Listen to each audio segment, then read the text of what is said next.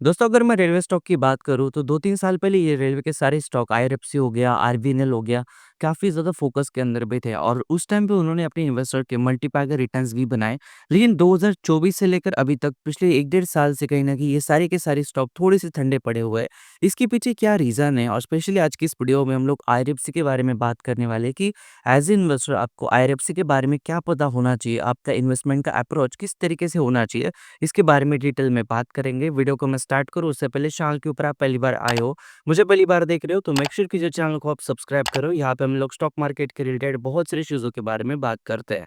अगर मैं IRFC stock की बात करता हूँ, स्पेशली अगर हम इसके उच्च रिटर्न्स की बात करते हैं, लॉन्ग टर्म में अगर हम इसके रिटर्न देते हैं, स्पेशली पिछले 5 साल से, तो पिछले 5 साल से अपने इन्वेस्टर को इस स्टॉक ने 422% तक रिटर्न्स दिए, जो कि बहुत अच्छे रिटर्न्स है। लेकिन अगर मैं पिछले 1 साल की बात करता हूँ, तो पिछले 1 साल में थोड़ा-सा स्टॉक डाउन है, 22% तक थोड़ा-सा नेगेटिव रिटर्न्स इस स्टॉक ने अपने इन्वेस्टर को दिए हैं। अगर हम थोड़े फंडामेंटल्स की बात करते हैं, तो इसका मार्केट कैप 1,64,925 करोड़ रुपीस के आसपास है। काइंड ऑफ एक लार्ज कैप कंपनी आज की डेट में आईआरएफसी बन चुकी है। अगर हम पीई रेशियो की बात करते हैं तो 24.75 के आसपास इसका पीई रेशियो है। वहीं पे अगर मैं इसके इंडस्ट्री की पीई रेशियो की बात करता हूँ तो 26.46 के आसपास इसका पीई रेशियो है इंडस्ट्री का। अगर हम रिटर्न ऑन इक्विटी की बात करते हैं तो 12.26 के आसपास रिटर्न ऑन इक्विटी है। वहीं पे अगर मैं ईपीएस की बात करता हूँ तो 5.10 के आसपास इसका ईपीएस है। अब इम्पोर्टेंट क्या है इसके फाइनेंशियल्स, अगर हम ईयर ऑन ईयर बेसिस के ऊपर देखते हैं तो 2021 में जहाँ पे 15,771 करोड़ के आसपास रेवेन्यूज थे, वहां से भी रेवेन्यूज बढ़कर 27,156 करोड़ के आसपास हो चुके हैं। लेकिन इसमें एक चीज आपको देखने के लिए मिलेगी कि 2024 और 2025 इसमें रेवेन्यूज में ज्यादातर ऐसी इंक्रीज नहीं हुआ है। अगर हम प्रॉफिट्स की बात करते हैं तो 2021 में जहाँ पे 4,416 करोड़ के आसपास रेवेन्यू प्रॉफिट थे, वहां से वो प्रॉफिट बढ़कर 6,502 करोड़ के आसपास हो चुका है। लेकिन यहीं पे भी आपको एक चीज़ नज़र आती है कि 2022, 23, 24, 25 पिछले 4 फाइनेंशियल ईयर में प्रॉफिट हालाँकि नहीं बढ़ा है, इतना नहीं बढ़ा है, एक स्टैग्नेंट सा प्रॉफिट आपको देखने के लिए नज़र आता है। अगर हम शेयर होल्डिंग पैटर्न की बात करते हैं, तो प्रमोटर के पास इस कंपनी के 86% स्टेक है, रिटेलर के पास 11% स्टेक है, डीआईएस का 1.21% स्टेक है, फॉरेन इंस्टीट्यूशन 0.93 और म्यूचुअल फंड 0.25% तक इस स्टॉक में होल्ड करते हैं। अब इम्पोर्टेंट क्या है इस स्टॉक के लिए? सबसे पहली बात तो ये कंपनी जो है, ये कोई स्मॉल कैप कंपनी है, it's kind of very large cap company. दूसरी बात, अगर आप इसका प्रॉफिट और रेवेन्यूज़ देखोगे, पिछले 2-3 साल से ये कहीं न कहीं स्टैग्नेंट आपको नज़र आती है। इसके पीछे रीज़न ये है कि गवर्नमेंट का जो फ़ोकस रहा है पिछले कुछ दिनों से, पिछले कुछ सालों से, पिछले स्पेशली 2 बजट से रेलवे के ऊपर इतना नहीं रहा है।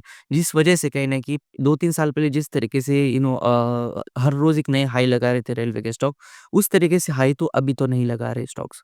तीसरी इम्पोर्टेंट बात क्या है कि as a investor railway stock के लिए जो बजट एलोकेट होता है फ़ेब में हर साल, तो अगर वो बजट बढ़ता है तो कहीं न कहीं ये सारी जो रेलवे के स्टॉक्स हैं, इनके पास बिज़नेस आता है और आईआरएफसी बिज़नेस क्या करती है कि जितने सारे रेलवे के प्रोजेक्ट्स हैं, इनको जो लोन लेने की ज़रूरत पड़ती थी, इनको जो फाइनेंस की ज़रूरत पड़ती थी, उनको फाइनेंस करने का काम आईआरएफसी जैसी कंपनीज़ करती है। आईआरएफसी का बिज़नेस मॉडल बहुत स्ट्रॉन्ग है, बहुत बहुत ही कॉम्पैक्ट है और ये जो कंपनी वो चुनिंदा एम्प्लॉइज़ के बेस के ऊपर ही इतना आपका बड़ा मार्केट कैप इस स्टॉक का देख रहा है। बिकॉज़ एक टाइम था जहाँ पे इस कंपनी में 35 टू 40 एम्प्लॉइज़ ही सिर्फ़ काम करते थे। लेकिन ये जो कंपनी है इसका काम बहुत सिंपल है, इनको बस फाइनेंस प्रोवाइड करना है रेलवे के प्रोजेक्ट्स के लिए और एक एट द इंटरमीडिएट कंपनी काम करती है मिनिस्ट्री ऑफ रेलवेज़ और रेलवे के जितने सारे अदर कंपनीज़ इनके बीच में। तो कहीं न कहीं इनका बिज़नेस काफ़ी ज़्यादा स्ट्रॉन्ग है।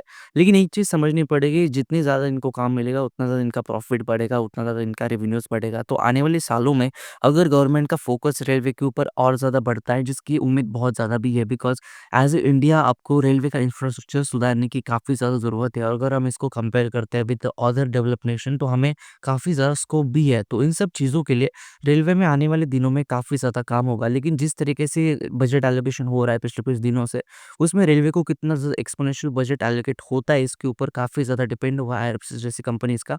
और कहीं न कहीं अगर न्यू प्रोजेक्ट्स मिलते हैं, न्यूज़ आती है अबाउट द न्यू प्रोजेक्ट्स, तो आईआरएफसी जैसे स्टॉक हर रोज़ आपको एक अच्छी स्पाइक देने की कोशिश करेंगे, बिकॉज़ यहाँ पे जो है अगर प्रोजेक्ट मिलता है तो ही जाकर ये स्टॉक परफ़ॉर्म करते हैं। तो ये था आज का वीडियो को मैं एंड करूँ उससे पहले चैनल को सब्सक्राइब कर देना, वीडियो को लाइक कर देना। धन्यवाद दोस्तों ये वीडियो देखने के लिए। धन्यवाद।